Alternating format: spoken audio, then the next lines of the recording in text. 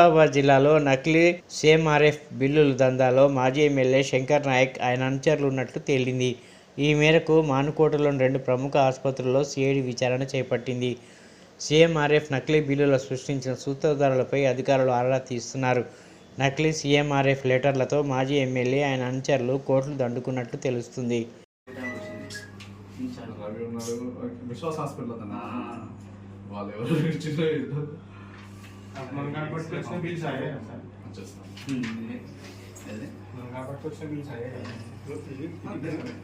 కొన్ని అవే